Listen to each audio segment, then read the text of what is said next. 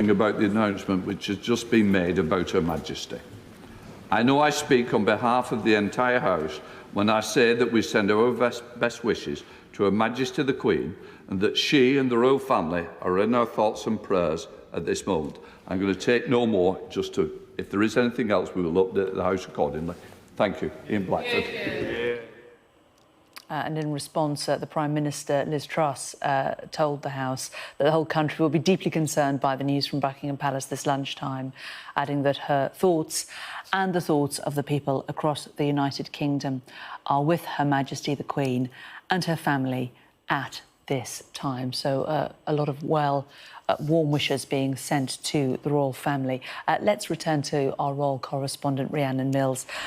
Rhiannon, I mean, obviously people will be concerned about the Queen. We last saw her on Tuesday, didn't we, when she met the new Prime Minister, and she is 96 and does look rather frail. But what else are you able to tell us?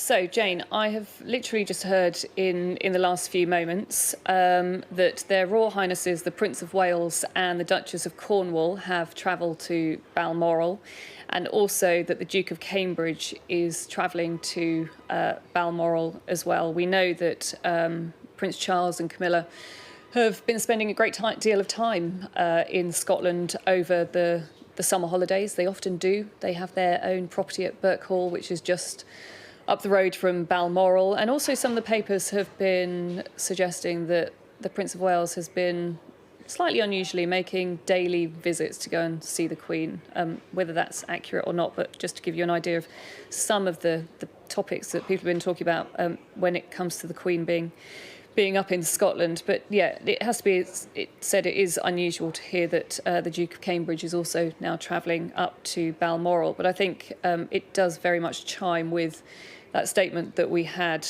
from Buckingham Palace just after 12:30, in which they said that following further evaluation this morning, the Queen's doctors are concerned for Her Majesty's health and have recommended that she remains under medical supervision. The Queen remains comfortable and is at Balmoral. They also, I understand, have informed family members, which of course would make sense now that we hear that they are all heading on their way to, many of them are heading on their way to Balmoral at the moment to no doubt see the Queen for themselves. There had been some speculation around that the Queen may have fallen, but we're being guided away from that. It has to be said that a lot of speculation started certainly on social media when pieces of paper were being passed around, it seemed, within the House of Commons shortly after that energy statement that was made by Prime Minister Liz Truss. So that's where speculation started. Has to be said, it's really unusual for the Palace to give us updates when it comes to the Queen's medical matters. We know that obviously last night they had to do the same. They had to tell us that she had to cancel that Privy Council meeting, which she was going to do virtually from Balmoral.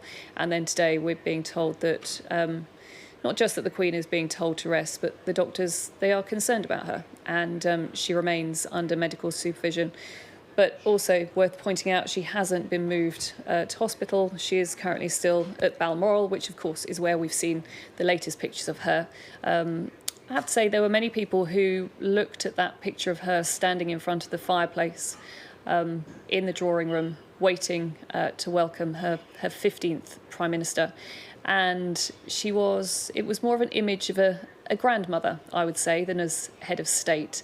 And in some ways, I think people did look at her and think, gosh, she has become more frail. And certainly I think we have seen that over the last 12 months. I was thinking back to this time last year where we saw the Queen planting a tree at Balmoral with the Prince of Wales. She was then very busy. She opened the Scottish Parliament, she opened the Welsh Parliament.